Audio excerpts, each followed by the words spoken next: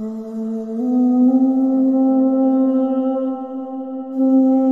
পৃথিবীতে তুমি যত সামনের দিকে এগিয়ে যাবে, যত বেশি তুমি বড় হবে, যত বেশি তুমি নিজেকে চিনতে পারবে, ততই বুঝতে শিখবে, ততই এটা অনুভব করবে যে কোনো কিছু নিয়ে তর্ক করার চেয়ে নীরব থাকাটাই সব থেকে ভালো। আসলে কি বলো তো, সমালোচনা তাকে নিয়েই সব থেকে বেশি করা হয় যার মধ্যে আলোচনা এবং যোগ্যতা অনেক থাকে।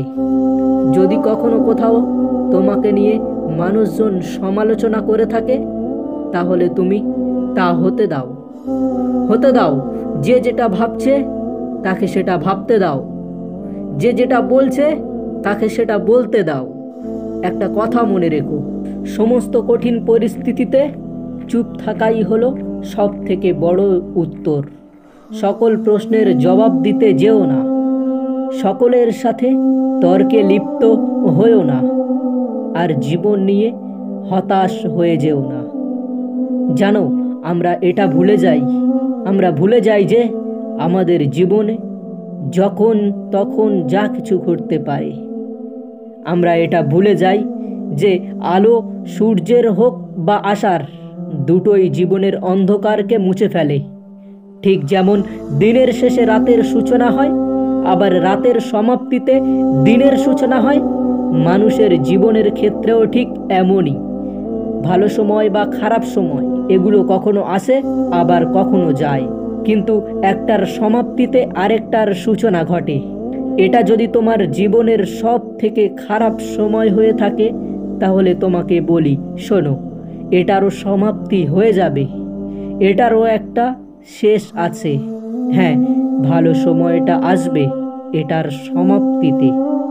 তাই কখনো হতাশ হয়ে পড়ো না, আর কখনো নিজের উপর থেকে বিশ্বাস হারিও না। এই পৃথিবীতে সেই মানুষগুলো জীবিত থেকেও মৃত যারা নিজের উপরে বিশ্বাস করে না, যারা নিজের উপরে বিশ্বাস রাখে না। অন্যকে দেখে নিজেকে দুঃখী ভাবতে যেও না। অন্যের জীবন দেখে তুমি নিজের জীবন নিয়ে আফসোস করো না। অনেক সময় এমনটা হয়ে থাকে, আমরা মনে করি যে তারা সুখে আছে, আর আমরা নিজেরা অনেক দুঃখে আছি। আমরা মনে করি যে তারা সুখে আছে আর আমি দুঃখে আছি, কিন্তু এই পৃথিবীতে প্রত্যেকটা মানুষই নিজের জীবনের লড়াইটা লড়ছে। ঠিক তেমনি তোমার জীবনের লড়াইটা তোমাকেই লড়তে হবে। তুমি একটা কথা ভুলে যেও না, এই পৃথিবীর কেউ কখনো নিজের দুর্বলতা প্রকাশ করে না, এমনকি তুমিও। তুমি যখন বাইরে বার হও, তখন কি মানুষকে বলে বেড়াও যে আমার জীবনে এত সমস্যা চলছে? কেউই বলে না। তাই আমি তোমাকে বলি, কাউকে দেখে নিজেকে দুঃখী অনুভব করো না। কাউকে দেখে এটা ভেবে নিও না যে আমি অনেক খারাপ আছি এবং অনেক কষ্টে আছি।